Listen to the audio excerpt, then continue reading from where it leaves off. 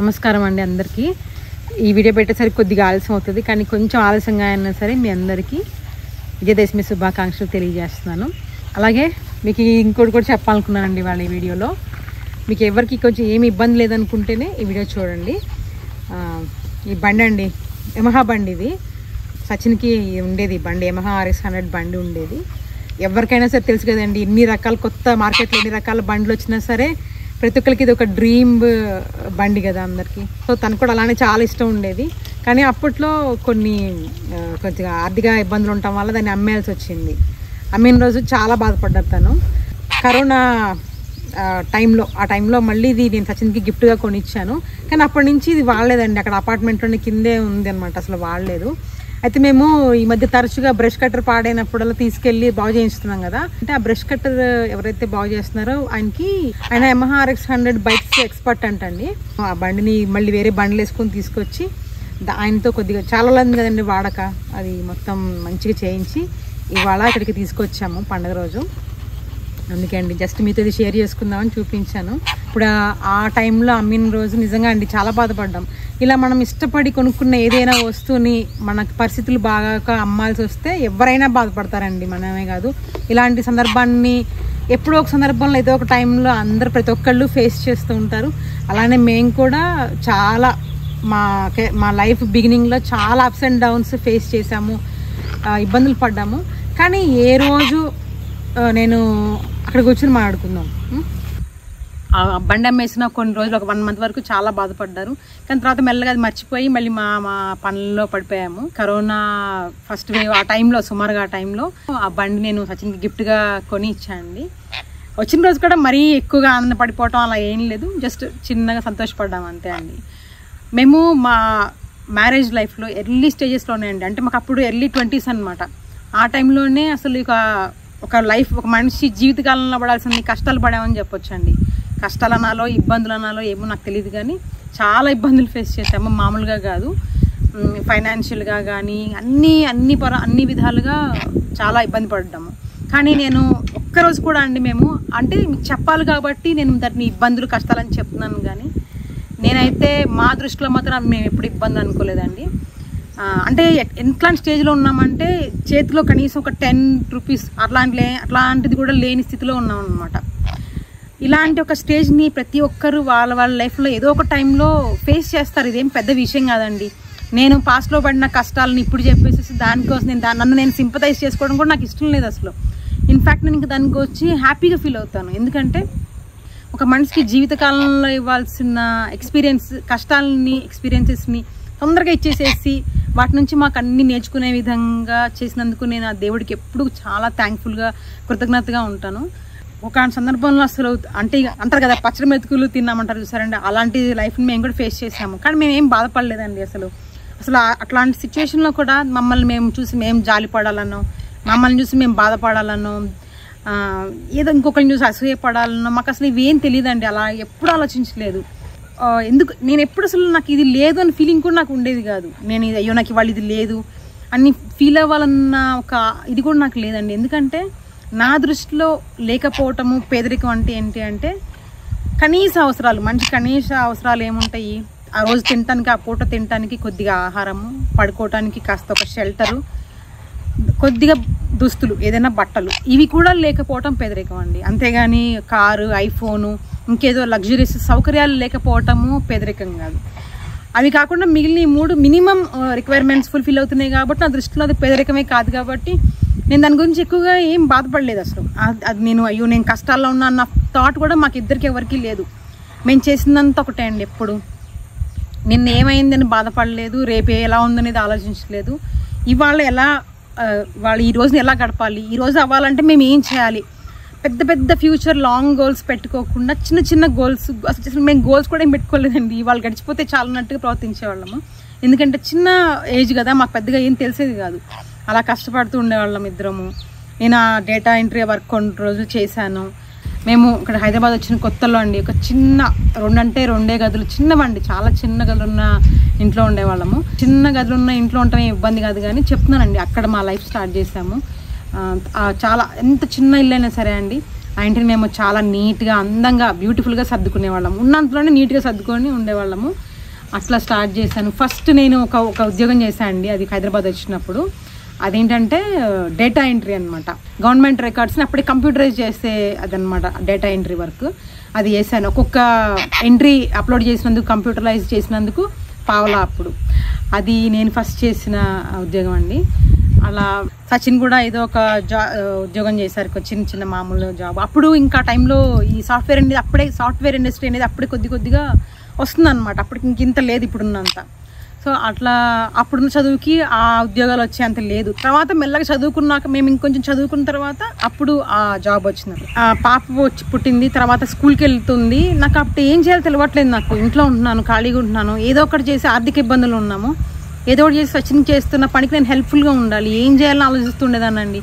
నాకు ఉండేదల్లా ఎప్పుడు ఒకటే అండి, ఖాళీగా ఉండకూడదు, ఏదో ఒకటి నేర్చుకుంటూ ఉండాలి, ఏదో ఒకటి చేస్తూ ఉండాలి. ఖాళీ ఉంటే ఏమవుతుందంటే అండి, బ్రెయిన్లోకి వేరే ఆలోచనలు వచ్చేస్తూ ఉంటే ఆలోచనలు మనం బతకనేవు. అందుకే నేను ఎప్పుడు చేస్తుంది ఏంటంటే, ఇన్నేళ్ళ నుంచి నేను చేసింది నన్ను నేను బిజీగా ఉంచుకోవటమే అండి. మనం ఎప్పుడైనా సరే ఖాళీగా ఉన్నాం అనుకోండి, మన బుర్రలోకి 100 లక్షల ఆలోచనలు వచ్చేస్తూ ఉంటాయి. అందుకని ఖాళీగా లేకుండా ఎప్పుడు ఏదో ఒకటి చేస్తుండాలనేది మాత్రం మాకు అర్థమైంది. ఒకరోజు అలానే ఆలోచించి ఇట్లా కూర్చోకూడదు, ఏదో ఒకటి తనకు హెల్ప్ఫుల్గా ఉండాలని చెప్పి ఇంటి ముందుకు వచ్చాను. అక్కడ మా ఇంటి ముందు అంతా షాపింగ్ కాంప్లెక్స్ లాగా ఉంటుందండి. ఒక కిరాణా షాపు, ఒక కూరగాయల షాపు, ఒక టైప్ ఇన్స్టిట్యూట్, ఒక సెలూను, ఇట్లా అన్నీ వరుసగా ఉంటాయి. అలా నడుస్తుంటే అక్కడ టైప్ ఇన్స్టిట్యూట్ ఉంటే, టైప్ ఇన్స్టిట్యూట్లో ఆయన దగ్గరికి వెళ్ళి నేను నేర్చుకుంటా అంటే అక్కడ జాయిన్ అయ్యాను, అది నేర్చుకున్నాను, టైప్ హైయర్ పాస్ అయ్యాను. మళ్ళీ ఆ తర్వాత అది ఎందుకు పనికి వస్తుందో కూడా నాకు తెలియదండి. నేర్చుకోవాలి అంతే, ఖాళీగా ఉండకూడదు. కొద్దిగా మినిమం అమౌంటే కదా, సరే అలా చేశాను. తర్వాత ఏం చేయాలని మళ్ళీ అట్లా అని చూస్తుంటే అక్కడ ఒక ఫ్యాన్సీ షాప్ అంటారు కదండి, ఫ్యాన్సీ షాప్లో మన ఒక ఆమె వాళ్ళకి బయట నేను వెళ్తుంటే కనిపిస్తుంది అనమాట. 2 అమ్మాయిలు కుట్లు అవి నేర్చుకుంటున్నారు. మీరు చెప్తే నమ్మరండి, నాకు ఆ కుట్లు అల్లికలకి ఎటువంటి సంబంధం లేదనమాట. అంటే కొంతమందికి ఇంట్రెస్ట్ ఉంటుంది కదా, అవి ఇలానే కుట్టుకొని ఇలానే వేసుకోవాలని. నాకెందుకో చిన్నప్పటి నుంచి వాటి మీద అస్సలు ఆసక్తి లేదు. కుట్లు అల్లికలు, ఎంబ్రాయిడరీ వర్క్ అస్సలు ఇష్టం ఉండదు. ఇప్పుడు ఈ డ్రెస్ మీద ఈ డిజైన్ ఉందనుకోండి, ఇక్కడ ఈ డ్రెస్ మీద ఈ డిజైన్ ఉంది కాబట్టి ఇది కొనుక్కోవాలని ఆలోచించి నేను ఇంతవరకు ఎప్పుడు కొనుక్కోలేదు. ఏదో చూడటానికి ఓవరాల్గా కొద్దిగా బాగుందని అనిపించి, నాకు నప్పుతుంది అనిపిస్తే కొనుక్కుంటాను తప్ప, ప్రత్యేకించి ఇక్కడ ఈ కుందను, ఈ జర్దోసి వర్క్ ఇలా రావాలని ఆలోచించుకుని అయితే నేను ఎప్పుడు ఒక్క డ్రెస్ కూడా కొనుక్కోలేదండి. నాకు అంత ఆసక్తి లేదు వాటి మీద. నాకు అస్సలు ఇష్టం లేని ఎంబ్రాయిడరీ వర్క్ కూడా నేర్చుకొని ఆ ఫ్యాన్సీ షాప్ ఆమె దగ్గర పని చేస్తే నాకు ఏదైనా కొంత అమౌంట్ వస్తుందేమో అని చెప్పేసి ఆమె దగ్గరికి వెళ్ళి అడిగాను, నాకు నేర్పిస్తారా అంటే ఆవిడ ఏమన్నారంటే, అమ్మ ఇప్పుడు ఈ ఎంబ్రాయిడరీ వర్క్ చేతితో అల్లే కుట్లన్నీ ఇప్పుడు వేస్ట్, అది అంత ఇప్పుడు మగ్గం వర్క్ అని కొత్తగా వచ్చింది, అది నేర్చుకోమ్మా అని చెప్పారు. తన దగ్గరే కొంచెం నేర్చుకున్నానండి, మొత్తం నేర్చుకోలే, కొంచెం నేర్చుకున్నాను. ఆ తర్వాత కొన్ని రోజులైనాక మేమే ఒక కారీగర్ని పెట్టుకొని మేము ఉండే ఇంటి ముందే మొత్తం షట్టర్లు ఒక షట్టర్ ఖాళీగా ఉంటే షట్టర్ రెంట్ తీసుకొని ఒక కారీగర్ని పెట్టి ఒక మగ్గం అది కొని నేనే ఆ పని చేయించడం స్టార్ట్ చేశాను. యూజువల్గా ఎప్పుడైనా సరే అండి, మనకి ఎవరైనా నేర్పించారనుకోండి, మళ్ళీ వాళ్ళ పక్కన మనం కూడా అదే ఓపెన్ చేస్తే నేను నా దగ్గర నేర్చుకొని పక్కన అలా పెట్టిందని నేను ఒకలాంటి జెలసీ ఫీలింగ్ వస్తుంది. కానీ అండి, నేను మీకు చెప్తే నమ్మరు, మా లైఫ్లో చాలా మందితో జర్నీ చేశామండి. దాంట్లో ఎక్కువ మంది మాకు చాలా మంచి వాళ్ళు దొరికారండి. మా లైఫ్లో ఉన్న ప్రతి ఒక్కరు మాకు దేవుడితో సమానం. దేవుడు అంటే ప్రత్యేకించి ఎక్కడో ఉంటాడని కాదండి, మనం చూడగలిగితే మన ఎదుటి వ్యక్తిలోనే ఉంటారు, మన చుట్టూతే ఉంటారు. ఆవిడ కొంచెం కూడా మరి నన్ను చూస్తే నాకు జెలసీ ఫీల్ అవ్వాలనిపించలేదో ఏమో నాకు తెలియదు కానండి, నేను పెట్టినందుకు సంతోషించారు ఆవిడ. ప్లస్ ఆమె దగ్గరికి వచ్చిన వాళ్ళు ఉంటారు కదండి కుట్టడానికి, ఆమె ఎప్పటి నుంచో ఉన్నారు, వాళ్ళని కూడా ఆ అమ్మాయి కొత్తగా పెట్టింది అక్కడికి వెళ్ళి కుట్టించుకోండి అని చెప్పి నా దగ్గరికి పంపించేవాళ్ళు. అలా మా కాలనీలో ఉండే చాలామంది వచ్చి నా దగ్గర అది వర్క్ చేయించుకునేవాళ్ళు. 2 కారీగర్స్ని పెడితే 500 రూపీస్ ఇవ్వాలండి రోజుకి. ఒక రోజుకి 500 ఇవ్వాలండి కారీగర్ అంటే. 2కి ఇచ్చే ఇది లేక, ఎందుకంటే వచ్చిన అమౌంట్ మాకు ఇల్లు నడవడానికి కావాలి.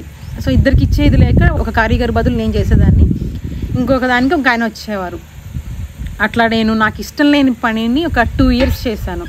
అంటే ఇక్కడ ఎందుకు చెప్పంటే అండి, ఇక్కడ నేను కష్టపడ్డానని చెప్పి నన్ను సింపథైజ్ చేసుకొని చెప్పట్లేదు. ఒక్కొక్కసారి మన జీవనాధారం కోసము మనకి ఇష్టం లేని పని కూడా చేయాల్సి వస్తుంది. మనకి ఇష్టం లేని పని చేస్తున్నాం కాబట్టి మన తలరా తింతే, నా బతికింతే, నా దరిద్రం ఎంతే, నాకు ఇంతే నేను ఎప్పుడు అనుకోలేదు. నాకు ఇష్టం ఉన్నా ఇష్టం లేకపోయినా నా అవసరం కోసమే నా పని చేస్తున్నాను కాబట్టి ఆ చేసే పనిని చాలా గౌరవించి చాలా శ్రద్ధగా నిబద్ధతతో చేశానండి. అది కొన్ని రోజులు చేసాము మేము. చెంకీలు తీసుకొచ్చి ఫర్ ఎగ్జాంపుల్ రూపాయికి అనుకోండి, రూపాయికి తీసుకొచ్చి మా ప్రయాణం ఖర్చులో వేసుకొని, తీసుకొచ్చిన ఖర్చులు అవన్నీ ఉంటాయి వేసుకొని ఒక 3 రూపాయలకి అలా అమ్మటము. నాకు కొంచెం నేను నేర్చుకున్నాను కదా, నేను నేర్చుకున్న దాన్ని ఆ కాలనీలో కొంతమంది వాళ్ళు ఉంటారు కదండి, వాళ్ళకి ఒక క్లాసెస్ పెట్టేసి ఒక్కొక్కరి దగ్గర 1000 రూపాయలు తీసుకొని ఆ క్లాసెస్ చెప్పటము ఇలా చేశాను అనమాట. ఇలా ఒక 2 years మగ్గం వర్క్ చేయించాను. ఇప్పటికీ ఆ గుర్తుగా నా దగ్గర మగ్గం వర్క్ చివరి తీసేస్తాం కదా, షాపు తీసేసేటప్పుడు మిగిలిన చమ్కీలు, కుందన్స్, దారాలు అవన్నీ ఉంటాయి కదండి, అవి అలానే ఉన్నాయి ఇంట్లో, భద్రంగా ఉన్నాయి ఇన్నేళ్ళైనా సరే. అలానే మగ్గం ఫ్రేమ్ ఉంటుంది కదా, అది కూడా ఇప్పుడు అక్కడ షెడ్లో అలానే ఉందండి. ఇప్పటికీ నేను అలవాటు తప్పింది కానీ కుడితే మళ్ళీ మంచిగా చేయగలనేమో మగ్గం వర్క్. అలా చేశాను. అది అయిపోయినాక కొంచెం అదే టైంలో సచిన్ కూడా జాబ్ వచ్చింది కొద్దిగా. తను కూడా చదువుకుంటున్నారు, అంటే డిగ్రీ వర్క్తో ఏం రాదు కదండి, అది కాకుండా చదువుకోవాలి కదా, ఆ చదువుకుంటూ తను వేరే జాబ్ చేస్తున్నారు. దీనికన్నా ముందు కూడా అండి, ఈ మగ్గం వర్క్ కన్నా ముందు కూడా ఒక ఫ్రెండ్తో కలిసి ఒక చిన్న బిజినెస్ స్టార్ట్ చేసాము, కొంత అప్పు చేసి. ఒక ఫైన్ డే అంటే ఎర్లీ స్టేజెస్లో మాకు తెలియదు కదండి, ఆ ఫ్రెండ్ అనే వ్యక్తి, ఫ్రెండ్ కూడా కాదు కొద్దిగా పరిచయమైన వ్యక్తి, ఆయన మోసం చేసి వెళ్ళిపోతే ఆ బిజినెస్లో ఏం చేయాల్సి వచ్చిందంటే పాపం ఎవరైతే మోసపోయారో వాళ్ళందరికీ మా దగ్గర ఉన్న మినిమం అమౌంట్, మా ఒంటి మీద ఉన్న గోల్డ్, అంటే సచిన్ దగ్గర కొంత ఒంటి మీద గోల్డ్, నా ఒంటి మీద కొంత గోల్డ్, అది మొత్తం అంటే చివరికి నా మంగళసూత్రంతో సహా అన్నీ తీసేసి తాకట్టు పెట్టి వాళ్ళకి ఇచ్చేసామన్నమాట. తర్వాత కొన్ని అయితే మేము తాకట్లోంచి విడిపించుకొని కూడా లేకపోయాము, అంత ఇబ్బంది పడ్డాము. ఇంకొక బాగా కష్టపడిన విషయం ఏంటంటే, ఒకనొక రోజున సచిన్ బయట తన పనికి వెళ్తే మా అమ్మాయికి జ్వరం వచ్చిందండి. ఆ రోజున మామూలుగా 101, 102 అంటేనే చాలా ఎక్కువ, ఆ రోజు ఎంత అంటే అండి 104, 105 అంత తీవ్రం, చచ్చిపోతారు అనమాట అంత జ్వరం వస్తే. కానీ నా దగ్గర ఆ రోజు పక్కనే ఒక 10 అడుగులు వేస్తే మా ఇంటి పక్కనే హాస్పిటల్ ఉంటుంది, కానీ నా దగ్గర తీసుకెళ్ళడానికి డబ్బులు లేవు ఆ రోజు. నాకేమో ఎవరిని అడగటం ఇష్టం లేదు, ఉంటే ఉండని ఏమైతే అది ఎవరిని అడగొద్దు చేజాచి అని చెప్పేసి అలానే కూర్చున్నా. ఇంకా ఒంటి మీద చిన్న పసిపిల్ల కదండి, బట్టలన్నీ తీసేసి ఇట్లా గచ్చిమ పడుకోబెట్టాను, పైన టవల్ కప్పాను. సాయంత్రానికి ఏదైనా తగ్గిపోయింది. అట్లాంటి కష్టాన్ని కూడా పడ్డాము. ఇంకా నేను ఇంకా చెప్పాలంటే, నేను ప్రెగ్నెంట్గా ఉన్నప్పుడు ఒక రోజు మేము ఉండే ప్లేస్ ఒకటి, నేను రెగ్యులర్ చెకప్స్ కోసం వెళ్ళాల్సిన హాస్పిటల్ చాలా దూరం అనమాట, ఒక 25 kilometers ఉంటుంది. అంత దూరం ఎందుకు అంటే, మాకు కొంచెం తెలిసిన డాక్టరు, ఆమెరైతే బాగా చూస్తారు, ప్లస్ అంత ఖర్చులు మేము భరించలేము, మా దగ్గర ఎక్కువ ఛార్జ్ చేయరు కాబట్టి కొంచెం దూరమైనా సరే ఆ డాక్టర్ని దగ్గరికి వెళ్ళేవాళ్ళం అనమాట. అలా ఒక రోజు చెకప్కి వెళ్తున్నప్పుడు some 6th or 8th month అంటే గుర్తులేదు, ఆ దారిలో ప్లేస్ కూడా నాకు ఎక్కడో గుర్తులేదండి. భయంకరమైన వర్షం, సడన్గా వర్షం పడింది. ఆ వర్షం పడినప్పుడు బండి అయిపోయింది అదే టైంలో. నేనేమో మనం వర్షం పడంగానే యూజువల్గా షెల్టర్లోకి వెళ్ళిపోతాం కదా, పక్కన ఏదైనా రోడ్డు పక్కన బస్ స్టాప్, అక్కడ షెల్టర్ కూడా ఏం లేదండి, ఉట్టి రోడ్డు మాత్రమే ఉంది, షాపులు లేవు, ఏం లేవు. నేను ఆ వర్షాన్ని తడుస్తున్నా, సచినేమో ఆ బండి పట్టుకొని అటు ఇటు పరిగెత్తిస్తుంటే స్టార్ట్ అవ్వట్లేదు. ఎప్పుడైనా తలుచుకున్నప్పుడు కొద్దిగా ఇంత కన్నీరు వస్తుంది కానీ, బట్ నేను దానికి కూడా దేనికి బాధపడలేదండి. ప్రతి దేవుడు మాకు ఇచ్చిన ప్రతి ఎక్స్పీరియన్స్ని నేను దండం పెట్టుకుంటాను. ప్రతి ఒక్క కష్టము, ఆ ఇచ్చిన ఇబ్బంది అనేది మమ్మల్ని లైఫ్లో బాగా స్ట్రాంగ్గా చేసి, ఇంకా దేన్నైనా మేము తట్టుకునేలాగా మమ్మల్ని తయారు చేసి ముందుకు నడివేలాగా మాకు సహాయం చేసినందుకు నేను ఎప్పుడు దేవుడికి థ్యాంక్స్ చెప్పుకుంటాను అండి. ఇలాంటి జస్ట్ మచ్చుకి కొన్ని చిన్నవి చెప్పాను అంతే. ఇలాంటి సిచ్యువేషన్స్ కూడా మేము ఫేస్ చేసాము. తర్వాత నేను కొంచెం ఫైనాన్షియల్ స్టెబిలిటీ వచ్చింది అన్నప్పుడు అది ఆపేసేసి చదువుకోవడం స్టార్ట్ చేశాను అండి. సచిన్ రోజు తను ఆఫీస్కి వెళ్ళే ముందు నన్ను బండి మీద ఎక్కించుకొని కంప్యూటర్ ఇన్స్టిట్యూట్ తీసుకెళ్ళి నేను .NET నేర్చుకున్నానండి విడిగా. నేను చదువుకున్నాను, నేను BSc కంప్యూటర్స్ చదువుకున్నాను. అది కాకుండా విడిగా మళ్ళీ కొన్ని కంప్యూటర్ కోర్సెస్ చేస్తే మంచిది కదా, జాబ్ చేయొచ్చనే ఉద్దేశంతో కంప్యూటర్ కోర్సులు అన్నీ నేర్చుకున్నాను అనమాట. .NET, Oracle అన్నీ నేర్చుకున్నాను. ఆ తర్వాత సచిన్కి మంచిగా తను కూడా విడిగా కంప్యూటర్ ఇన్స్టిట్యూట్లో జాయిన్ అయ్యి చదువుకొని ఒక సర్టిఫికేట్స్ తెచ్చుకొని అలా తను ఏదైతే ఇన్స్టిట్యూట్ చదువుకున్నారో వాళ్ళు అక్కడ కంపెనీ వాళ్ళు ఇంటర్వ్యూస్కి వచ్చినప్పుడు అక్కడ సెలెక్ట్ అయ్యి అలా అండి అక్కడ మా లైఫ్ టైం అయిందనమాట. ఫస్ట్ టైం లైఫ్లో భయం లేని ఒక నిలకడ సంపాదన ఇచ్చే ఉద్యోగం ఫస్ట్ టైం అప్పుడు వచ్చింది. అంటే ఇది మొత్తం ఈ జర్నీ మొత్తం ఒక ఎన్నేళ్ళు, ఒక 5-7 yearsలో అనమాట. ఇదంతా మేము కష్టాలు పడ్డామని చెప్పని చూసారు, అదంతా ఒక 5-7 ఏళ్ళు అనమాట. ఇక అసలు అట్మోస్ట్ భయంకరమైన ఇబ్బంది అంటే ఫస్ట్ 5 ఏళ్ళు అండి. మిగిలిన 2 years కొద్దిగా తట్టుకోగలిగే ఇబ్బంది ఇచ్చాము. ఈ తర్వాత ఇంకా 8th year నుంచి ఆ టైం నుంచి ఒక నిలకడమైన జీవితం వచ్చింది. అప్పుడు కూడా ఇక లగ్జరీస్గా బతికేంత కాదు, భయం లేకుండా బతికేంత మాత్రమే ఉండేదన్నమాట. అట్లా ఉంది. ఆ తర్వాత కూడా మళ్ళీ నేను ముంబైలో కొన్నేళ్ళు ఉన్నాము. ముంబై నుంచి తిరిగి వచ్చిన తర్వాత కూడా నేను ఇక్కడ మళ్ళీ గ్రూప్స్లో జాయిన్ అయ్యాను, చదువుకున్నాను. తర్వాత నేను సచిన్ అన్నారు ఇద్దరం ఉద్యోగం చేద్దాం. నా చిన్నప్పుడు మా ఇంట్లో మా ఇద్దరు అమ్మ నాన్న ఇద్దరు ఉద్యోగస్తులే. నాకు ఎప్పుడు ఇంటికి వచ్చేసరికి అమ్మ నాన్న ఎవరో ఒకళ్ళు ఉండాలనిపించేది. అట్లా మన అమ్మాయి నాకు ఉండటం ఇష్టం లేదు. నువ్వు ఉద్యోగం చేస్తా అంటే చెప్పు, నేను ఇంట్లో ఉండే పాపని చూసుకుంటాను. నాకు ఏం అట్లా ఈగో లేదు, ప్రాబ్లం లేదు. లేదా నేను ఉద్యోగం చేస్తాను నువ్వు ఉంటా అంటే ఉండు, నీ ఇష్టం నాకు చెప్పమంటే నేను అన్నాను సరే నువ్వే వెళ్ళమని చెప్పాను. అట్లా నేను పాప కోసం ఉండిపోయాను. కానీ చదువుకోమని కానీ నువ్వు ఇట్లా ఖాళీగా మాత్రం ఉండదు, చదువుకో అని చెప్పారు. ఎందుకంటే వాళ్ళ ఇంట్లో అందరు గవర్నమెంట్ ఎంప్లాయీస్ కదా, నువ్వు కూడా చదువు, ఒకవేళ ఏదైనా వస్తుందా అనేసి అని నేను గ్రూప్స్లో జాయిన్ చేశారు. ఆ గ్రూప్స్కి వెళ్ళేటప్పుడు కూడా పొద్దునే రోజు ఎర్లీ మార్నింగ్ సచిన్ మా అమ్మాయి కలిసి నేను క్లాస్లో 6 దింపేవాళ్ళండి. ఇలా మా లైఫ్లో ఒక ఫైనాన్షియల్ స్టెబిలిటీ వచ్చాక కూడా అండి మా లైఫ్లో ప్రతిరోజు మాకు ఒక పాఠమే అండి.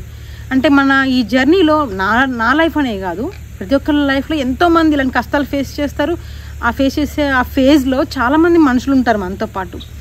మనము సంతోషంగా ఉన్నప్పుడు అందరికి తెలిసిన మాటే మళ్ళీ చెప్తున్నాను, సంతోషంగా ఉన్నప్పుడు మనతో అందరూ ఉంటారు. కానీ మన కష్టంలో ఉన్నప్పుడు అందరు మన నుంచి దూరంగా వెళ్ళిపోతారు. అప్పుడే తెలుస్తుందండి మనకి మన వాళ్ళు ఎవరు, మన వాళ్ళు కాని వాళ్ళు ఎవరనే తెలుస్తుంది. ఈ కష్టం ఫేస్ చేస్తున్న టైంలో అండి విచిత్రంగా మామూలుగా ఎవరైనా కష్టాలు ఉన్న వాళ్ళు మనకి తెలుస్తున్నారనుకోండి, మనం ఏమైనా డబ్బులు అడుగుతారు, ఆర్థికంగా హెల్ప్ అడుగుతారు అన్నప్పుడు మనం కావాలని దూరంగా వెళ్ళిపోతూ ఉంటారు. మనం ఇవ్వలేనప్పుడు లక్కీటా వాళ్ళు అడుగుతారని మనకు తెలుసు, మనం ఇవ్వలేమని కూడా మనకు తెలిసినప్పుడు మనం ఏం చేస్తాము, ఇవ్వలేము అని చెప్పలేక కొంచెం దూరం పెట్టేస్తూ ఉంటారు ఎవరైనా సరే. యూజువల్గా అది ఎవరేం చేస్తామండి ఇవ్వలేనప్పుడు. అలా మేము ఆర్థికంగా ఇబ్బందులు ఉన్నామని మా ఇంటి చుట్టుపక్కల ఉండేవాళ్ళు అందరికీ తెలుసండి. కానీ విచిత్రంగా అండి ఎవ్వరు ఒక్క రోజున కూడా మమ్మల్ని అమ్మ వీళ్ళు వస్తున్నారు బాబా వీళ్ళతో మాట్లాడితే ఏం డబ్బులు అడుగుతారో ఏంటో అని ఒక్కళ్ళు కూడా లేరండి. అట్ ద సేమ్ టైం మేము కూడా ఎప్పుడు దీనమైన మొహాలు వేసుకొని ఏడ్చుకుంటూ వాళ్ళ దగ్గరికి వెళ్ళి వాళ్ళతో మాట్లాడింది లేదు. మాకు ఈ కష్టం ఉంది అని మేము వాళ్ళకి చెప్పింది, మాకు కష్టం ఉందని మాకు తెలుసు కానీ మేము మా నోటితో ఎప్పుడు చెప్పలేదు. ఎప్పుడు మా ఫేస్లో ఉండే ఒక పాజిటివ్ ఆరా ఉండే, మా ఫేస్లో ఒక పాజిటివ్ ఫీలింగ్ ఉండేలాగే ఉంటాం మేము ఎప్పుడు. అంటే ఒక ఆత్మవిశ్వాసం, ఒక ధైర్యం, ఏమైనా సరే పర్లేదు, ఎట్లా ఉన్నా సరే పర్లేదు మేము ఎదుర్కొంటామని ఒక ఫేస్లో అది రిఫ్లెక్ట్ అయిపోతూ ఉంటుందండి ఆటోమేటిక్గా. మన ఫేస్లో రిఫ్లెక్ట్ అయినప్పుడు మన ఎదుటి వాళ్ళు కూడా దాన్ని రిసీవ్ చేసుకొని మన దూరం పెట్టరు. అలానే మా దగ్గర ఉండే మా చుట్టుపక్కల నైబర్స్ మొత్తం అండి చాలా ప్రేమగా ఉండేవాళ్ళు మాతో. చెప్పాలి అంటే మేము అంత ఇబ్బందిలో ఉన్నప్పుడు కూడా అందరూ మాతో మంచిగా మాట్లాడారు. నేను ఒంటి మీద ఎటువంటి నగలు ఏమీ వేసుకెళ్ళకుండా మామూలుగా వెళ్ళినా కూడా చాలా ప్రేమగా రిసీవ్ చేసుకున్నారండి. నాకు ఇప్పటికీ వాళ్ళందరూ ఆ ప్లేస్లో ఇప్పుడు ఉండరు, రకరకాల ప్లేసెస్ మారిపోయి ఉంటారు. కానీ అలాంటి సందర్భంలో కూడా నాతో మమ్మల్ని తక్కువగా చూడకుండా మమ్మల్ని చాలా ప్రేమగా పలకరించిన ప్రతి ఒక్కళ్ళని మేము ఎప్పుడు తలుచుకుంటాము. వాళ్ళందరూ మాకు దేవుళ్ళని కనిపిస్తారు. ఎందుకంటే మన కష్టం ఉన్నప్పుడు మనం విసిగించి ఇబ్బంది పెట్టే వాళ్ళతో మనం ఉండలేమండి. అలానే మా ఈ జర్నీలో మేము చాలామంది మమ్మల్ని ఇబ్బంది పెట్టిన వాళ్ళు కూడా ఉన్నారు కానండి, వాళ్ళని కూడా వాళ్ళు కూడా నాకు దేవుళ్ళతో సమానమే అండి. మనకి ఎవరైతే మంచిగా మనతో ఉంటారో వాళ్ళని చూస్తే మనం ఇతరులతో ఎలా ప్రవర్తించాలో వాళ్ళని చూసి మేము నేర్చుకున్నాము. అలాగే మనము మన ఎవరైతే ఇబ్బంది పెట్టారో మేము వాళ్ళని చూసి కూడా ఇంకొకరితో ఎలా ఉండకూడదో వాళ్ళు మనకు నేర్పించి మాకు ఆ విధంగా సహాయపడ్డారండి. వాళ్ళు కూడా మేము గురువులానే ట్రీట్ చేసాము. వాళ్ళని ఎప్పుడు మేము చెడ్డగా అనుకోలేదు. మనకి ఎప్పుడు ఎవరు చెడు చేయరండి. మనం అర్థం చేసుకునే మనసు ఉంటే మనకు అందరూ మంచి చేస్తారు. మా లైఫ్లో మేమేం పెద్ద గొప్పలం అయిపోయామని చెప్పట్లేదు ఇప్పుడు, కాకపోతే ప్రశాంతంగా ఉన్నాను మాత్రం చెప్పగలను. లైఫ్లో సక్సెస్ అనే పదానికి ఒక్కొక్కరికి ఒక్కొక్క డెఫినేషన్ ఉంటుంది. మా లైఫ్లో మాకు సక్సెస్ అనే పదానికి డెఫినేషన్ ఏంటంటే ప్రశాంతంగా మనశ్శాంతిగా ఉంటాం అండి, అంతే. ఇంతకు మించి మాకు వేరే అర్థమే లేదు సక్సెస్ అంటే. ప్రశాంతంగా ఉండాలి. ఒకరి లైఫ్లో మేము జోక్యం చేసుకోము, మా లైఫ్లో కూడా ఎవరు జోక్యం చేసుకోవడానికి మేము ఇష్టపడము. మా లైఫ్లో కూడా మేము కావాలి అనుకుంటే 1000 మంది ఉంటారండి. ఇవాళకి ఇప్పుడు కావాలనుకుంటే 1000 మంది మన లైఫ్లోకి వచ్చేస్తారు, ఏం కాదు. కానీ ఎందుకు మనం అర్థం చేసుకోవాలని 1000 మంది అవసరమా మనకి? మనని కరెక్ట్గా యాజ్ ఇట్ ఈజ్గా మనం ఎలా ఉంటే అలా తీసుకుని 5 సరిపోతారా? అందుకండి మేము ఎవరిని పడితే వాళ్ళని మేము మా లైఫ్లోకి రానివ్వము. మేము చాలా టెస్ట్ చేసి చాలా రకాల పరీక్షలు జరుగుతాయి, అంటే వాళ్ళు తెలియకుండానే మేము వాళ్ళని టెస్ట్ చేస్తాము. అలాంటి వాళ్ళని మా లైఫ్లో ఉంటారు. ఒక్కసారి వాళ్ళు మా లైఫ్లోకి వచ్చారనుకోండి, మేము వాళ్ళని జిడ్డులా పట్టుకుంటాం. వాళ్ళు మమ్మల్ని వదిలిపెట్టాలని మేము వాళ్ళని వదిలిపెట్టాము. అంత ఆలోచిస్తామండి మా లైఫ్లోకి ఎవరిని రానివ్వాలంటే. ప్రశాంతంగా ఉండటానికి మేము పాటించింది ఏంటి అంటే నిరంతరం శ్రమించడం అండి. ఎప్పుడు కష్టపడుతూనే ఉండటము, కన్సిస్టెంట్గా కష్టపడటము, అలాగే ఎప్పుడు నేర్చుకుంటూ ఉండటము. లెర్నింగ్ అనేది చాలా ఇంపార్టెంట్. లెర్నింగ్ అంటే ఒక పుస్తకం తీసి చదవటం కాదు. ప్రతి ఒక్క మనకు కనపడే ప్రతి మనిషిని చదవాలి, మనకు కనపడే ప్రతి వస్తువుని చదవాలి, మనకు కనపడే మన లైఫ్లో మనం నిద్రలేసిన దగ్గర నుంచి మన కంటికి కనపడే ప్రతి దాన్ని చదవడం నేర్చుకోవాలి. అది మేము చేసామండి. ఆ లెర్న్ చేసుకునే క్రమంలో చాలా తెలుసుకుంటున్నాం కాబట్టి, తెలుసుకుందాన్ని ఇంప్లిమెంట్ చేస్తున్నాం కాబట్టి మాకు మనశాంతిగా ఉండటం స్టార్ట్ చేసాము. మా లైఫ్లో మేము తెలుసుకొని మాకు మంచిగా అనిపించిన ప్రతిదాన్ని మేము లైఫ్లో ఇంప్లిమెంట్ చేస్తూ వచ్చాం కాబట్టి. అలాగే అండి, ఇంకొక మెయిన్ పాయింట్ ఏంటంటే, చాలామంది అవసరం లేని రిలేషన్షిప్స్లో ఉండి చాలా ఇబ్బంది పడుతూ ఉంటారు. అంటే ఇప్పుడు మనం వాళ్ళతో మాడపోతే వాళ్ళేమనుకుంటారు, వీళ్ళేమనుకుంటారు అని చెప్పేసి ఒకలాంటి టాక్సిక్ రిలేషన్షిప్స్లో ఉంటారండి. అంటే మనుషులు 2 రకాలుగా ఉంటారు. ఒకళ్ళు ఉంటే మనకి పాజిటివ్ ఆరా ఉంటుంది. అంటే వాళ్ళ చుట్టూతో ఒక మంచి తెలియని ఒక మంచి కాంతి పుంజం అంటారేమో తెలుగులో ఆరా అంటే. ఒక వ్యక్తితో ఏమో బ్యాడ్ ఆరా వస్తుంది. మనకి ఎలా తెలుస్తుంది బ్యాడ్ ఆరానా మంచి ఆరానా అంటే, ఒక వ్యక్తితో మనం మాట్లాడినప్పుడు ఆ వ్యక్తి ఉన్నంతసేపు వాళ్ళ ప్రజెన్స్ అనేది మనకి చాలా ప్రశాంతతని ఇస్తుందండి. మనకి ఎన్ని కష్టాలన్నా మనం మర్చిపోయి వాళ్ళతో హాయిగా ఉండాలనిపించటము, వాళ్ళు వెళ్ళిపోయినాక మనకు ఒకలాంటి పాజిటివ్ ఫీలింగ్ రావటము, మనం లైఫ్లో ఎన్ని కష్టాల్లో ఉన్నా సరే మనం ఏదైనా సాధించగలమని ఒకలాంటి ఫీలింగ్ వస్తుంది చూసారా. అలాంటి ఫీలింగ్ మనకు మనిషితో మాట్లాడడానికి వస్తే ఆ వ్యక్తి మనకి పాజిటివ్ ఆరా ఉన్నట్టు మనం అర్థం చేసుకోవాలి. ఇక నెగిటివ్ ఆరా, ఒక వ్యక్తితో మనం కాసేపు మాట్లాడినా, ఫోన్లో కానీ ఎలా అయినా సరే మాట్లాడినా, ఎదురుగా మాట్లాడినా కూడా మనం ఏదైనా సూర్యుడు ఉదయించాడని నేను చెప్పాను అనుకోండి, నాకు అన్నీ అప్పులే, ఇగో భలే చెట్టుడు అంత మంచి పువ్వు వచ్చిందని నేను అన్నాను అనుకోండి, ఏంటో నా బతికింతే ఇట్లా అన్నారనుకోండి, వాళ్ళు మనకు తెలియకుండానే మన వైపు ఒకలాంటి నెగిటివ్ ఆరాని మనం క్రియేట్ చేస్తున్నారనమాట. అంటే మన పాజిటివిటీ కన్నా వాళ్ళ నెగిటివ్ ఆరా ఎక్కువైపోయింది అనుకోండి, దాన్ని మనకంటించి వెళ్తూ ఉంటారు. ఇప్పుడు నేను ప్రశాంతంగా ఉండాలనుకున్నాను. ఒక మనిషి ప్రశాంతంగా ఉండడం అనేది చాలా ఇంపార్టెంట్ అండి. కొంతమంది మనకు అవసరం లేకపోయినా అన్నెసెసరీ విషయాలను తీసుకొచ్చి వాటిని అవసరం లేకపోయినా డిస్కస్ చేసి మనతో మాట్లాడి లేనివన్నీ మన బ్రెయిన్లోకి ఇంజెక్ట్ చేస్తుంటారండి. అలాంటి వాళ్ళకి చాలా దూరంగా ఉండాలి. నా లైఫ్లో నేను చేసిన మంచి పని నాకు నేను అనుకునేది ఏంటి అంటే అదే అండి. నేను ఎక్కువ మంది నా లైఫ్లో ఇంక్లూడ్ చేసుకోము. మేము చాలా దూరంగా ఉంటాము, రిజర్వ్డ్గా ఉంటాము. చాలా లిమిటెడ్ పీపుల్కే మా లైఫ్లో ఒక చోటు ఉండేలాగా చూసుకున్నాము. నెగిటివ్ ఆరా ఉండే వాళ్ళకి చాలా దూరంగా ఉంటాము. ఒకవేళ అనుకోకుండా పాపం వాళ్ళ సిచ్యువేషన్స్ వల్ల ఎవరికైనా కొద్దిగా ఉన్నా కూడా వాళ్ళు చెప్తున్నా కూడా మా పాజిటివిటీని వాళ్ళకి అంటిస్తాం, కానీ వాళ్ళ దాన్ని మేము తీసుకోము. మనం చెప్పినా అర్థం చేసుకోకపోకుండా ఇంకా దాన్నే మాట్లాడుతుంటే వాళ్ళు మాత్రం మేము దూరం పెట్టేస్తామండి. ఎందుకంటే మాకు అంత ఓపిక లేదు, వాళ్ళు ఎంటర్టైన్ చేసేంత ఓపిక లేదు. నాకు చాలా పనులు ఉన్నాయి నేను చేయాల్సింది, నా రెస్పాన్సిబిలిటీస్ అన్నీ ఫుల్ఫిల్ చేయాలి కదా. ముందు మనం బాగుంటేనే మన కుటుంబం బాగుంటుంది, మన కుటుంబం బాగుంటేనే మన చుట్టూ ఉండే వాళ్ళు బాగుంటారు. కాబట్టి మనం బాగుంటాం అనేది చాలా ఇంపార్టెంట్. అది స్వార్థం కాదండి, చాలా ఇంపార్టెంట్. అది ఒకటి. ఈ 3 ఇవన్నీ మేము పాటిస్తున్నాం కాబట్టి లైఫ్లో ప్రశాంతత అనేది వస్తుంది. చాలామందికి తెలియక ఆ గిరిగీసుకుని దాంట్లోనే ఉంటారండి, వాటి నుంచి బయటికి రాలేకపోతుంది. ఒక్కసారి అది కాదు అనుకుని బయటకు వచ్చేసామనుకోండి, ప్రశాంతత యొక్క రుచి మీకు తెలిస్తే అది ఎప్పటికీ మీరు వదిలిపెట్టుకోరు. ఈ గ్రూప్స్కి ఒక 2.5 years ప్రిపేర్ అయ్యాను కదండి. ఆ తర్వాత దానిలో రాకపోతే ఇంక దాని గురించి మళ్ళీ ఆలోచిస్తూ కూర్చోలేం కదా. కాకపోతే అండి, ఆ గ్రూప్ చదివినప్పుడు నా ఆలోచించే విధానంలో ఇంకా చాలా మార్పు వచ్చిందండి. అంటే మనం ఒక పర్స్పెక్టివ్తో చూస్తూ ఉంటాం కదా ప్రపంచాన్ని. ఆ పర్స్పెక్టివ్ అనేది నాలో మారిపోయింది. ఫర్ ఎగ్జాంపుల్ ఒక విషయం ఉందనుకోండి, ఒక విషయాన్ని ఒక చిన్న డాట్ లాగా ఒక పాయింట్ లాగా చూస్తే మనము ఆ విషయాన్ని మనం ఉన్న వైపు నుంచి చూస్తూ ఉంటాము, ఒకటే పర్స్పెక్టివ్తో చూస్తూ ఉంటాము. కానీ దాని చుట్టూతో తిరిగితే 360 degrees కోణం ఉంటుంది కదండి. ఒక విషయాన్ని అన్ని పర్స్పెక్టివ్స్లో, అంటే ఒక సందర్భాన్ని కానీ, ఒక సంఘటనని కానీ, ఏదైనా ఒక జ్ఞానాన్ని కానీ అన్ని కోణాల్లో చూడగలిగినప్పుడే, చూడలేము కానీ చూసే ప్రయత్నం చేసినప్పుడు మనం ప్రపంచంతో డీల్ చేసే విధానం మారిపోతుంది అనే విషయం నేను తెలుసుకున్నాను అండి. అది గ్రూప్స్ చదివినప్పుడు నాకు పర్సనల్గా నేను ఎక్స్పీరియన్స్ అయ్యి నేను తెలుసుకున్నాను ఆ విషయాన్ని. సో ఆ చదువు నాకు ప్రపంచాన్ని, లోకాన్ని కొత్తగా చూసే ఒక అలవాటు చేసిందండి. అప్పటి నుంచి నేను ఇంకొంచెం మారానని చెప్పచ్చు. గ్రూప్స్ అయిపోయింది, రాలేదు, దాని గురించి ఆలోచిస్తూ కూర్చోలేను కదా.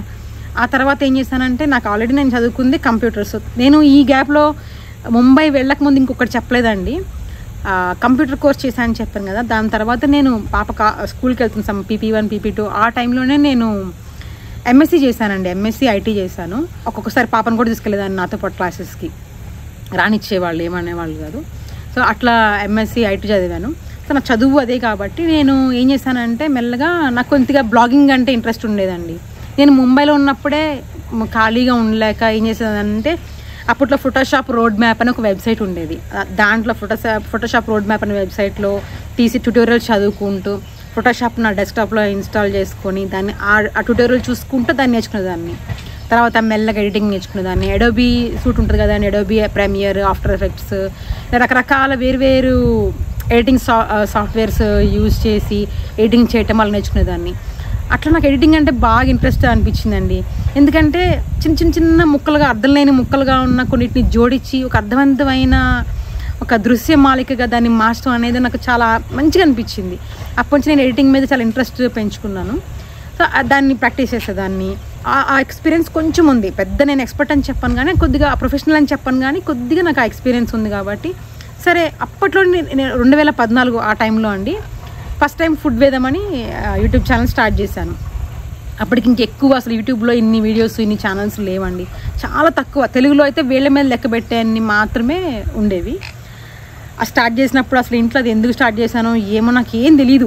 ఖాళీగా ఉండకూడదని మాత్రం స్టార్ట్ చేశాను. ఆ యూట్యూబ్ ఛానల్తో పాటు వెబ్సైట్ కూడా, ఫుడ్ వేదం అనే వెబ్సైట్ తయారు చేశాను. మామూలుగా యూజువల్గా వెబ్సైట్ అంటే మనము బయట వేరే వాళ్ళతో, థర్డ్ పార్టీతో ఇచ్చి చేయించుకుంటారు కదా. నేనేం చేశానంటే నేనే సొంతంగా తయారు చేసుకున్నాను. వర్డ్ ప్రెస్ వెబ్సైట్ తయారు చేసుకుని మొత్తం డొమైన్ రిజిస్ట్రేషన్ చేసుకోవటం దగ్గర నుంచి, దాన్ని ఆ బ్లాగ్ తయారు చేయడం దగ్గర నుంచి మొత్తం నేనే చేసుకున్నాను అనమాట. కంటెంట్ మేనేజ్మెంట్ మొత్తం నేనే చేసేదాన్ని. సో ఫస్ట్లో చాలా ఇబ్బంది ఉండేది. దానికి కూడా ఏం చేసేదాన్ని అంటే ఆన్లైన్ ట్యూటోరియల్స్ చూడటం కొన్ని. తర్వాత ఒకటి ఉండేదండి, షౌట్ మీ లౌడ్ అని, హర్ష అగర్వాల్ అని, ఆయన ట్యూటోరియల్స్ రాసేవారు. ఆ వెబ్సైట్ మొత్తం చదివి అర్థం చేసుకొని బ్లాగ్ ఎలా మెయింటైన్ చేసుకోవాలో తెలుసుకొని అలా ఫుడ్ వేదము, మాట మంది 2 వెబ్సైట్స్, ఫుడ్ వేదం యూట్యూబ్ ఛానళ్ళు. ఒక రోజులో 16 నుంచి 18 గంటలు ఖచ్చితంగా కష్టపడేదానండి దానికోసం నేను. అంటే నాకు అది ఫస్ట్లో ఎంత కంప్యూటర్ చదువుకున్నా సరే దానికి కావాల్సింది ఏంటో మనకు తెలియదు కదా ముందుగానే.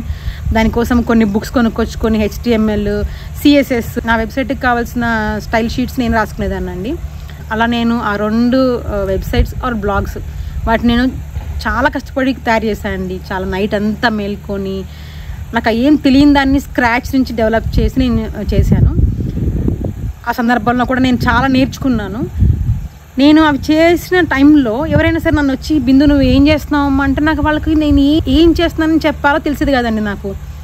ఫర్ ఎగ్జాంపుల్ ఇప్పుడు బ్లాగర్ అని చెప్పాలనుకున్నాను అనుకోండి, బ్లాగర్ అదేంటి బ్రోకరా అంటే ఒకలాగా వాళ్ళకి. ఎందుకంటే చాలామందికి తెలిసిన పదం కాదు అది. బ్లాగింగ్ అనేది అందరికీ తెలిసిన ఒకలాంటి ప్రొఫెషన్ కాదు అది. సో బ్లాగర్ అని చెప్తుంటే ఏంటది అని అనేవాళ్ళు అనమాట. ఒకసారి అయితే అండి మా తాతగారు ఉన్నప్పుడు ఎవరో దూరపు చుట్టం ఒక ఆవిడ తాతగారికి ఫోన్ చేశారు.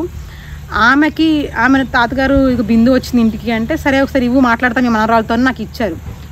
ఏం చేస్తావు అంటే బ్లాగింగ్ అంటే, అయ్యో అది ఏంటమ్మా, సరేలే అమ్మ నీకు. ఆమె దృష్టిలో అంటే బ్లాగింగ్ అంటే ఆమెకు అర్థం కాక నేను ఏదో దీనమైన స్థితిలో ఉన్నాను అనుకొని, ఏం పర్లేదులే అమ్మ నువ్వు మా ఇంటికి రమ్మా, నాకు కుట్టడం వచ్చు, నీకు కుట్లు అల్లికలు అవి నేర్పిస్తాను, మా ఇంటి ముందు ఒక సెక్యూరిటీ అతను ఉంటాడు, ఆ మేడం గారి ఇంటికి ఇట్లా వెళ్ళాలని చెప్తే ఆయన నేను లోపలికి పంపిస్తారు, నీకు నేర్పిస్తానమ్మా. నన్ను చూసి బాగా జాలి పడుతూ చెప్పారు. నాకేమో విపరీతంగా నవ్వు వచ్చిందండి. ఎందుకంటే ఆమెకి బ్లాగింగ్ అంటే ఏంటి తెలియదు, పెద్దవాడి కదా వాడు తెలియదు. నేను ఏం అనుకోలేదులేండి. అలా చాలామందికి బ్లాగింగ్ అంటే తెలిసేది కాదు అప్పట్లో. ఇప్పుడంటే అందరికి తెలిసి ఉండొచ్చేమో. ఆ టైంలో అండి వెబ్సైట్స్కి, బ్లాగ్స్కి బాగా ట్రెండ్లో ఉండేవి, బాగా చదివేవాళ్ళు. యూట్యూబ్ అనేది అంత ట్రెండింగ్లోకి రాకముందు వెబ్సైట్స్, బ్లాగ్స్ అనేవి చాలామంది బాగా చదివేవాళ్ళు, వాటికి ఎక్కువగా ఉండేదన్నమాట అప్పుడు. సో నేను అప్పుడు చేశాను. ఒకసారి హైదరాబాద్ గూగుల్ ఆఫీస్లో గూగుల్ సెర్చ్ సమ్మేళనం అని ఒకటి పెట్టి దానిలో ఇన్వైట్ చేశారనమాట. అంటే లోకల్ బ్లాగర్స్ అందరినీ పిలిచారు. ఆ రోజు నేను వెళ్ళవలసి ఉండి నేను బాగా వెళ్ళకపోతే నా బదులు సచిన్ వెళ్ళారనమాట. ఎందుకంటే తన పేరు మీద రిజిస్టర్ అయి ఉంది ఆ బ్లాగ్, తను కూడా వెళ్ళొచ్చు. సో ఆ రోజు ఆ స్క్రీన్ మీద అండి చెప్పాలంటే, ఆ రోజు వచ్చినప్పుడు అమ్మాయిలు ఒక 100 మంది 200 మంది వచ్చారనుకోండి. అంటే విమెన్ బ్లాగర్ లేరు అసలు, అందరూ మేలే ఉన్నారు. దాంట్లో సడన్గా ఒక స్క్రీన్ మీద ఒకటి, ఆ గూగుల్ ఆఫీస్లో ఒక స్క్రీన్ మీద ఒక బ్లాగ్, ఇది పర్ఫెక్ట్గా ఉంది అంటే మా గూగుల్ సెర్చ్ ఇంజిన్ ఆప్టిమైజేషన్ బాగా ఉన్న బ్లాగ్ ఇది అని చెప్పేసి మాటామంతి.com డిస్ప్లే చేశారండి. సచిన్ అయితే సడన్గా సర్ప్రైజ్ అయిపోయి పైకి లేచి, ఇది నా వైఫ్ బ్లాగే అని చెప్పాను అంటండి. ఆ రోజు క్లాప్స్ కొట్టారు అందరూ. సచిన్ దాని ఫోటో తీసుకుని వచ్చారు. ఇది నేనేం గొప్పగా చెప్పట్లేదండి. నేను అంటే బయటికి వెళ్ళి చేస్తే ఉద్యోగం కాదండి, మనం నేర్చుకోవాలన్న తపన ఉండి ఏదైనా సరే సాధించాలి, ఏదో ఒకటి చెయ్యాలని ఒక తపన, నిరంతరం నేర్చుకుంటూ ఉండాలని ఒక తపన ఉంటే బయటకు వెళ్ళి చేయాల్సిన అవసరం లేదండి. ఇంట్లో ఉండి కూడా ఏదైనా చేయొచ్చు. మీరు చెప్తే నమ్మరు. ఒకనొక సందర్భంలో నేను ఆ బ్లాగ్స్ మీద ఎర్న్ చేసిన మనీ సచిన్ ఎర్నింగ్స్ కన్నా ఎక్కువ ఉండేది. ఇన్ఫ్యాక్ట్ చెప్పాలంటే నేను ఒక 2-3 ఇయర్స్ నేను తనకన్నా ఎక్కువ ఎర్న్ చేసేదాన్ని. 16 to 18 hours నేను కష్టపడేదాన్ని. ఆ బ్లాగ్స్లో ఏంటంటే అండి మానిటైజ్ అవుతుంది, గూగుల్లో యాడ్స్ ఉంటాయి, ఎఫిలియేట్స్ ఉంటాయి, ప్లస్ మనకి పర్సనల్గా కూడా అప్రోచ్ అవుతారండి. ఏదైనా కొన్ని పేజెస్కి ఎక్కువ ట్రాఫిక్ వస్తుందంటే, ఒక ఫర్నిచర్ షాప్ ఉందనుకోండి, వాళ్ళ యాడ్ని బ్యానర్ని అక్కడ ప్లేస్ చేయమని చెప్తారు, నెల కింద ఇస్తామని చెప్తారు. అలా రకరకాల విధాలుగా మనకి దాని నుంచి మనకి ఎర్నింగ్స్ వస్తాయి అన్నమాట. అట్లా నేను బ్లాగ్స్ మీద చాలా మంచిగా ఎర్నింగ్ చేశానండి. నిజం చెప్పాలంటే నాకు యూట్యూబ్ మీద కన్నా కూడా బ్లాగ్స్ మీద ఎక్కువ వచ్చిందండి. ఎందుకంటే నేను ఫుడ్ వేదంలో చాలా 1 minute వీడియోస్ పెట్టేదాన్ని. 1-2 minutes వీడియోసే ఎక్కువగా ఉండేవి. 1-2 minutes వీడియోస్కి ఎక్కువగా రెవెన్యూ రాదు. కానీ నేను ఏమనుకునేదానంటే ఏదైనా చెప్తే క్రిస్ప్గా షార్ట్గా చెప్పాలి, తొందరగా అయిపోవాలి అన్నట్టు చెప్పేసి చేసేదాన్ని అనమాట. ఎక్కువ మ్యాక్సిమం 5 minutes అండి నా వీడియో అంటే. అలా అది చేస్తూ తర్వాత ఒక ఫ్యామిలీ యొక్క స్టెబిలిటీ వచ్చింది అనుకున్నప్పుడు అదే టైంలో కొద్దిగా ఈ బ్లాగ్స్కి వాటికి తగ్గిపోయి జనాలు వాటిని వదిలేశారు చదవటము, ఈ యూట్యూబ్ మీదకి వచ్చేసారు మొత్తము. సో అప్పుడు నేను కూడా అంత ఇంక ఎఫర్ట్స్ తగ్గించాను. అప్పుడు నేను ఈ వ్యవసాయం దాంట్లోకి వచ్చానండి మెల్లగా. దాంట్లో నుంచి ఆ బ్లాగ్స్ వదిలేసిన ఆ ట్రాన్సిషన్ టైంలో అనుకోకుండా మేము ఈ ల్యాండ్ తీసుకోవడం జరిగింది. అప్పుడు నా దృష్టి మొత్తం దీని మీదకి మళ్ళీపోయింది. ఇది కూడా అండి మేము అసలు నాకు ప్రకృతి అంటే ఇష్టం, మా ఇద్దరికి చెట్లు మొక్కలు అంటే మాకే కాదండి, ఈ ప్రపంచంలో ఎవరికైనా ఇష్టం ఉంటుంది, అలానే మాకు కూడా ఇష్టము. కానీ మేము అసలు ఈ ల్యాండ్ కొనే ఒక పాసిబిలిటీ -100% అండి. అసలు మాకు ఆ ఆలోచన కూడా లేదు, అనుకోకుండా జరిగింది ఇది మా లైఫ్లో. కానీ అండి మేము మా ఇల్లు రెంట్కి ఇచ్చేసేసి మేము ఇంకొక ఇంట్లో రెంట్కి ఉండేవాళ్ళం ముంబై నుంచి తిరిగి వచ్చిన తర్వాత. ఎందుకంటే ఆఫీస్కి దూరం అయిపోతుంది అని చెప్పేసి మేము ఏ ఇంట్లో అయితే రెంట్గా ఉన్నామో ఆ ఇంటి ముందు ఒక 15 feet రోడ్డు ఉంటుందేమో అండి, కొద్దిగా రోడ్డు. దాని తర్వాత ఇంకొంచెం రోడ్డు పక్కన కొద్దిగా మట్టిలాగా ఉంటుంది కదండి పక్కన, ఆ ప్లేస్, ఆ పక్కన వాళ్ళు అనుకుని ఇల్లు. ఇట్లా నేను రోజు ఇంటి ముందు వరండాలో వాకింగ్ చేస్తూ ఉండేదాన్ని. నేను వాకింగ్ చేస్తే ఇంకొక వేప చెట్టు ఉంటుందండి, ఆ వేప చెట్టు మీద 2 హమ్మింగ్ బర్డ్స్ అండి వేప చెట్టు మీదకి రావటం, నా పక్కకు వచ్చి నుంచి చూడటం, మన పలకరించి వెళ్తాం, మళ్ళీ కావాలని అక్కడికి వెళ్తాం. అసలు నేను ఎంత వాటితో ఫ్రెండ్షిప్ అంటే, వేప చెట్టు నాకు ఫ్రెండే, అవి ఫ్రెండే అనమాట. పొద్దున్నే సూర్యోదయం చాలా ఆస్వాదిస్తూ చేసేదానండి వాకింగ్. అలా చూస్తూ చూస్తూ ఆ రోడ్డు ఖాళీగా ఉంది కదా, ఆ వేప చెట్లనే ఇంకొన్ని మొక్కలు పెడితే బాగుంటుంది కదా సచిన్తో అన్నా నేను. అప్పుడు శనివారం ఆదివారం ఇక్కడికి రావటం లేదు కదా, సచిన్ నేను వెళ్ళి కొన్ని మొక్కలు తీసుకొచ్చి, ఈ ఎల్లో బెల్స్ మొక్క ఉంటుంది కదండి, టైకోమా ఎల్లో కలర్ పూలు రోడ్డు పక్కన ఉంటాయి, ఆ మొక్కలు ఒక 2, ఇంకేవో చిన్న చిన్న మొక్కలు అవన్నీ ఒక 10-15 మొక్కలు తీసుకొచ్చి మా ఇంటి ముందు రోడ్డు పక్కన ఉన్న ప్లేస్ మొత్తాన్ని నీట్గా క్లీన్ చేసి దాంట్లో అన్ని మొక్కలు పెట్టి దానికి గ్రీన్ స్క్రీన్ ఏమి అవ్వకుండా పెట్టామండి. అవి మంచిగా పెరిగినాయి ఈ మొక్కలన్నీ. దానికి ఎల్లో పూలు వస్తుంటే హమ్మింగ్ బర్డ్స్ వెళ్ళి ఆ పూలలో మకరందం తీసుకునేవండి. అలా అంటే ఆ రోడ్డు మాది కాదు, ఆ ప్లేస్ మాది కాదు, అసలు మేము ఎందుకు చేస్తున్నామో కూడా మాకు తెలియదు. కానీ ఆ ప్లేస్ని అందంగా మార్చాలి, మన ముందు ఉండే ప్లేస్ని గ్రీన్గా మార్చాలని మాకు ఆ థాట్ వచ్చేది. అట్లా ఎందుకు అనిపించిందండి.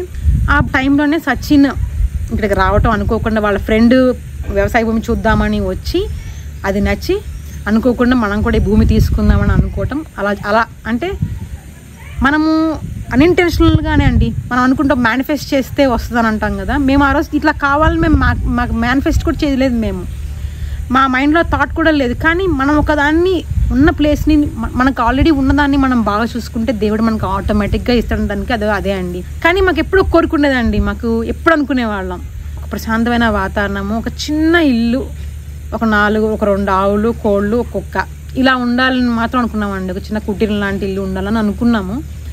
కానీ ఇలా వ్యవసాయ భూమి తీసుకుంటామని మాత్రం అనుకోలేదు. ఎక్కడో ఒక చిన్న ప్లాట్ లాగా తీసుకొని అలా దూరంగా ఉండాలని అనుకున్నాం. కానీ దేవుడి ప్లాన్ వేరేగా ఉంది కదండి, ఆయన మాకు ఇలా వచ్చేటట్టు చేశారు. నేను ఇది తీసేసుకున్న తర్వాత అప్పుడు మేము గుర్తు తెచ్చుకున్నాము, అరే ఇంటి ముందు అప్పుడు అలా చేసాం కదా. అంటే మనకి మనం ఏం చేస్తే మనకి ఏం లాభం వస్తుందని ఏమీ ఆలోచించకుండా, లెక్కలేసుకోకుండా, మనం ఏదైనా పనిని ప్యూర్ హార్టెడ్గా చాలా ప్రేమగా శ్రద్ధగా భక్తిగా చేస్తే, లెక్కలేసుకోకుండా చేస్తే మనకి దేవుడికి మనకి ఏమి ఇవ్వాలో తెలుసండి. మనం ఏం అడగనవసరం లేదు. నేను ఇన్నిసార్లు గుడికి వెళ్తాను కదా, దేవుడు నాకు అది ఇవ్వు ఇది ఇవ్వని నేను దేవుడు నేను టార్చర్ చేయను. ఏ స్టేజ్లో నాకు ఏది ఇవ్వాలి, ఈ స్టేజ్లో ఈ అమ్మాయికి కష్టం ఇవ్వాలి, తెలుసుకో, కష్టపడు, అర్థం చేసుకో, ముందుకెళ్ళు, ఈ స్టేజ్లో ఈ అమ్మాయికి ఇది ఇవ్వాలి అని దేవుడికి తెలుస్తుందండి. నేను నమ్మాను కాబట్టి నేను వదిలేశాను, నేను అన్నీ ఆయనకే.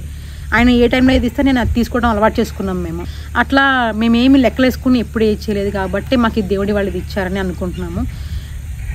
ఒక్కటే అండి, నేను లైఫ్లో అంత మామూలుగా కాదు అసలు, ఇంకా భరించలేనంత కష్టాన్ని పడిన రోజు ఉంది. చాలా లగ్జరియస్గా, అంటే ఒకనొక సందర్భంలో నేను సూపర్ మార్కెట్లు ఉండేవి కాదు కదండి, సూపర్ మార్కెట్లు కొత్తగా వస్తున్న టైంలో నేను ఒకసారి వెళ్ళా ఎలా ఉంటుందో చూద్దామని. ఒక వ్యక్తి ట్రాలీ తోచుకుంటూ దాంట్లో అన్ని ఇలా ఇలా ఇలా వేసేస్తున్నాడు. అసలు ఆయన అలా కనీసం మేము ప్రైస్ కూడా చూడకుండా అలా వేసేసుకుంటున్నాడు అంటే ఆయన ఎలా సంపాదించుకుంటారని ఒక్కసారి అనుకున్నా. ఆ రోజే అండి ఇంకా ఫ్యూచర్లో నేను అలానే ట్రాలీ తోసుకుంటూ వెళ్ళాలి, దాంట్లో అన్నీ తీసేసుకోవాలి అని చెప్తా అనుకుంటున్నారు కదా, అలా నేను ఏం అనుకోలేదండి. అలాగా నేను సినిమాలో లాగా అలా చేయాలి, 10 ఏళ్ళు చక్రం తిరిగేసరికి ఇలా అయిపోవాలి నేను ఏం అనుకోలేదు. వాళ్ళని చూస్తే నేను అలా ఉంటే ఉండనివ్వండి, నేను అలానే ట్రాలీలో వేసుకోవాలని నేను ఏం అనుకోలేదు. కాకపోతే అనుకోకుండానే నేను ఆశించకుండానే నా అంతటి నేను చేయాల్సిన పని క్రమం తప్పకుండా శ్రద్ధగా క్రమశిక్షణగా చేసుకుంటూ ఉంటే ఒకనొక సందర్భంలో నిజంగానే నేను ప్రైస్ చూడకుండా ట్రాలీలోకి అవి వేసేసుకునే స్థితికి వచ్చానండి. నిజంగా నేను అలా వేసాను. నేను దేనికి ఖర్చు పెట్టనండి, ఆహారానికి మాత్రము చాలా మంచిగా ఖర్చు పెడతాను. దాంట్లో నేను ఎప్పుడు వెనకాడను. నేను ఆ ట్రాలీలో ఎంఆర్పి చూడకుండా వేసుకున్న ఒక ఫేస్ని కూడా నేను ఎక్స్పీరియన్స్ చేశాను.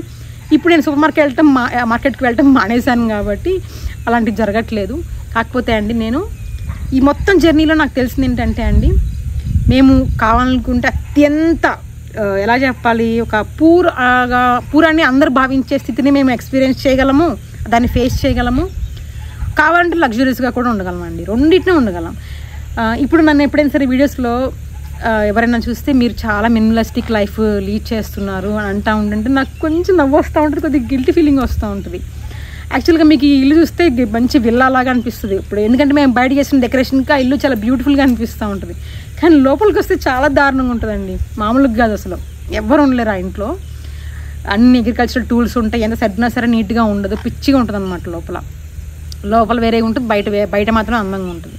ఇక్కడ మినిమలిస్టిక్ లైఫ్ అంటూ ఉంటారు కదండి, మినిమలిస్టిక్ లైఫ్ అనే మాటకి కూడా నేను దాన్ని ఏకీభవించను. ఈ మినిమలిస్టిక్ లైఫ్ అనేది నిజానికి వాస్తవానికి it's not a minimalistic life అండి.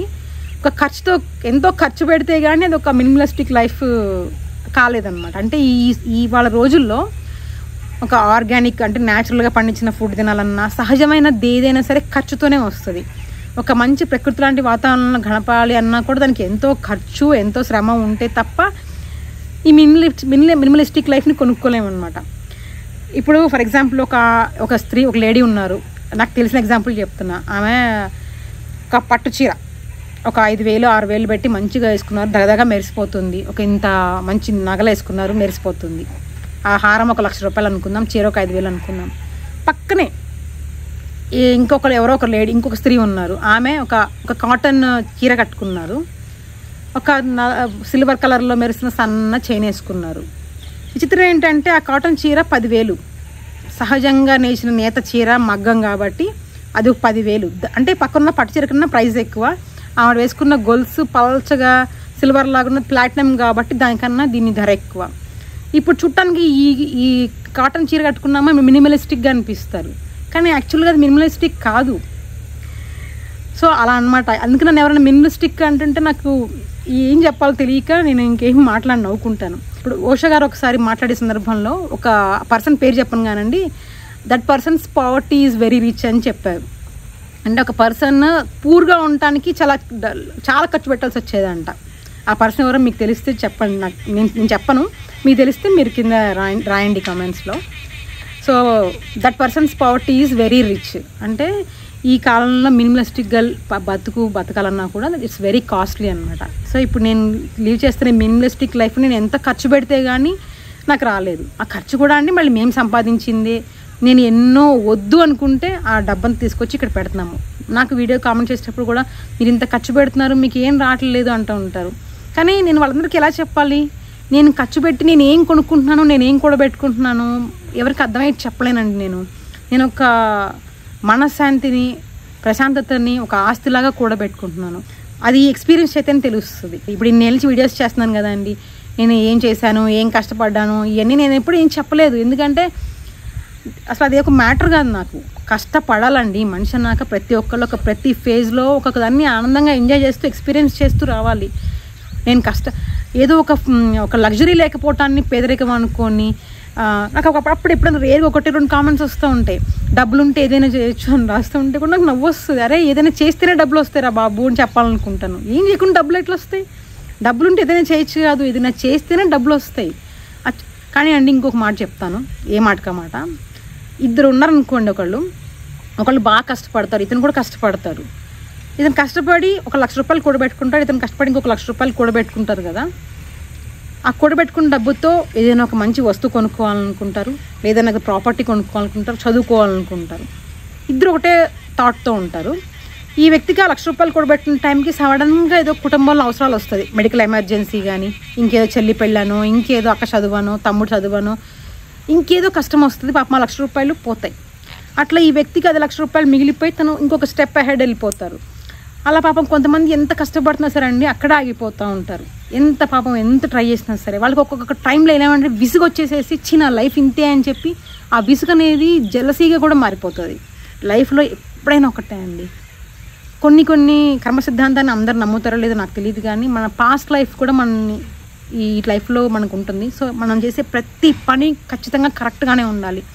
ఇంతకుముందు ఏం తప్పు చేసామో మన పాస్ట్ యాక్షన్సే మనకి ఇప్పుడు, ఈవెన్ మనం చేసింది కదండి, మన పేరెంట్స్ చేసింది కూడా పాస్ట్ యాక్షన్స్ కూడా మనకి వర్తిస్తాయి. సో ఏముందో సరే అట్లీస్ట్ ఇంతకుముందు ఏమన్నా పర్లేదు, కానీ ఇప్పటి నుంచే మనం చేసే కర్మలు అన్నీ కరెక్ట్గా ఉండాలని అనుకొని దేవుడు ఇచ్చిన దాన్ని స్వీకరించాలి తప్ప దాన్ని విసుక్కొని అసహించుకొని దాన్ని ఇంకొకళ్ళ మీద చూపించడం అనేది కరెక్ట్ కాదు. ఏదో ఒక రోజు ఖచ్చితంగా కష్టపడుతూ ఉంటే ముందుకు వెళ్ళిపోతారండి, తప్పకుండా ముందుకు వెళ్తారు. నేను ఇది నమ్మాను, నేను ఇది పాటించాను, నేను ఆచరించి నేను చెప్తున్నాను. ఇది లైఫ్లో ప్రతి ఒక్కళ్ళు అన్నిటినీ ఫేస్ చేయాలి. కష్టం వచ్చినప్పుడు ఎక్కువ బాధపడకూడదు, సంతోషం వచ్చినప్పుడు ఎక్కువ పొంగిపోకూడదు. పరిస్థితి ఎలా ఉన్నా సరే ఒకేలాగా సమానంగా ఉండాలని మేము అర్థం చేసుకున్నాము. చిత్తప్రజ్ఞత అంటారు చూసారా, ఎప్పుడు ఒకేలాగా ఉంటాం అనేది. ఇది చిన్న ఆనందాలండి. చాక్లెట్ జ్యూస్ ఆనందపడతాను తప్ప పెద్ద వాటిని నేను ఎప్పుడు ఆనందపడను. చాలా సింపుల్గా మామూలుగా ఉంటాం ఇంట్లో అందరం. నేనే కాదండి, ఖచ్చితంగా నేనే కాకుండా మా అమ్మాయిని కూడా అలానే పెంచామండి. చాలామంది పేరెంట్స్ ఏం చేస్తారంటే వాళ్ళు చిన్నప్పుడు కష్టాలు పడ్డారు కాబట్టి పిల్లల్ని చాలా గొప్పగా పెంచాలి, మనం పడిన కష్టాల పిల్లలు పడకూడదు అనుకుంటారు. కానీ వాళ్ళు అనుకోవడం తప్ప అవ్వచ్చు, కాకపోవచ్చు. నేను ఒకళ్ళని జడ్జి చేయను. కానీ మా వరకు మేము ఆలోచించుకుంది ఏంటంటే పిల్లలకి ఖచ్చితంగా కష్టం విలువ, డబ్బు విలువ, శ్రమ విలువ అన్నీ చిన్నప్పటి నుంచి తెలియజేయాలి. ఏ వస్తువు అలా విరిగా ఉట్టికి ఇచ్చేయకూడదండి. ప్రతిదీ దాని విలువ చెప్పి, ఆహారం విలువ వీటన్నిటిని విలువ తెలియజేసే ఇవ్వాలి. మేము మా అమ్మాయిని నేను 4th క్లాస్ నుంచే అండి ఇంట్లో పనంతా చేయించేదాన్ని. తన బాత్రూమ్ తను కడుక్కోవాలి, తన బాత్రూమ్ అంటే ఇంక్లూడింగ్ కమోడ్ కూడా కడుక్కోవాలి, నీట్గా క్లీన్ చేయించేదాన్ని. తను అడుకున్న బొమ్మలు తను సర్దిపించేదాన్ని. బట్టలు వాషింగ్ మిషన్లో బట్టలు ఉతకడము, ఆరేయటము, గిన్నెలు తోమటము, చిన్న ఇంటి పక్కన ఉండే పనులు చేయించటము, ఇవన్నీ చేయించేదాన్ని. ప్లస్ మా అమ్మాయి ఎప్పుడు మమ్మల్ని అదిగో అమ్మ నాన్న నాకు ఈ వస్తువు కావాలి, ఇది కొనియమని అడగటము. పక్క పిల్లలు తీసుకొచ్చుకున్న బొమ్మనో వస్తువునో చూపించి నాకు వాళ్ళలాగా కావాలని ఒక్కసారి కూడా అడగలేదండి. కంపేర్ చేసుకోవడం అనేది తనకి ఎప్పుడు మేము నేర్పించలేదు, మేము ఎప్పుడు కంపేర్ చేసుకోలేదు. అలాగే తను కూడా మమ్మల్ని చూసి ఆటోమేటిక్గా కంపారిజన్ అనేది లేదు. ఎందుకండి 7th 8th క్లాస్కి వచ్చేసరికి తన ఫ్రెండ్స్ అందరికీ ఫోన్స్ ఉండేవి, కానీ మమ్మల్ని పాప ఎప్పుడు ఫోన్ అడగలేదు. మేము ఇవ్వలేదు, ఆమె అడగను కూడా అడగలేదు. ఈ కరోనా టైంలో ఆన్లైన్ క్లాసులు అప్పుడు ఇచ్చామండి ఫోను, అది కూడా పాఠాలు వినాలి కాబట్టి అప్పుడు ట్యాబు ఇది ఇచ్చాం, అంతే అండి. మా అమ్మాయి మమ్మల్ని అడిగింది ఒకటి బుక్స్, పుస్తకాలు తప్ప నోరు తెరిచి ఇంకేది అడగలేదు. మొన్న కూడా వాళ్ళ నాన్న బట్టలు కొనిస్తా అంటే, నాన్న అమ్మ సన్న ఉన్నప్పుడు కొన్ని బట్టలు ఉన్నాయి కదా, మంచి కొత్త బట్టలు ఉన్నాయి కదా, కొన్నిసార్లు వేసుకున్నవి, అవి నా సైజుకి ఆల్టర్ చేసుకుంటాను, అవి అయిపోయాక అప్పుడు కొనుక్కుంటాంది. మేము ఎంత ఆనందపడ్డామండి. అంటే బట్టలు కొనుక్కోలేక కాదు, కావాలంటే తీసుకెళ్ళి ఎన్నైనా బట్టలు కొనొచ్చు, కానీ ఉన్నదాన్ని ఫస్ట్ వాడుకోవాలని ఆలోచన వచ్చింది చూసారా. ఇంకా చాలండి, తన ఫ్యూచర్లో డబ్బులు వేస్ట్ చేయదని మాకు ఒక నమ్మకం అయితే వచ్చింది. అలా మేము దాన్ని ప్రతి ఒక్క విషయంలో జాగ్రత్తగా ఉండాలి, ప్రతి విషయంలో అన్నిటికీ ఒకలానే ఉండాలి నేర్పించాము. ప్రతి ఎదుటి వాళ్ళతో మర్యాదగా ఉండాలి, డౌన్ టు ఎర్త్ ఉండాలి, ఎప్పుడు ఎంత ఎలా ఉన్నా సరే ఒదిగి మాత్రమే ఉండాలి. ప్రతి ఒక్కరికన్నా సరే నేను ఎప్పుడు తక్కువగానే చూసుకోవాలని మేము నేర్పించాము. ఇప్పుడు తను ఎటువంటి కష్టాన్నైనా సరే ఈజీగా హ్యాండిల్ చేయగలదు, ఫేస్ చేయగలదు. అలానే మేము పెంచాము అమ్మాయిని. ఇప్పుడు ఇదంతా ఎందుకు చెప్పంటే అండి, నేను చాలాసేపు మాట్లాడాను, ఎక్కువ మాట్లాడాను కదండి, కానీ ఇవాళ చాలాసేపు మాట్లాడాను. ఇంతసేపు మాట్లాడినందుకు నన్ను మన్నించండి. ఇవాళ బండి చూసినప్పుడు ఇన్ని సంవత్సరాలకి నేను ఎప్పుడు చెప్పలే కదా, నాకు చెప్పాలనిపించింది, ఎందుకు మీతో షేర్ చేసుకోవాలని అనిపించింది, అందుకే చెప్పాను. సరే అండి, ఉంటాను. నా తర్వాత వీడియోలో మళ్ళీ కలుద్దాం. బాయ్.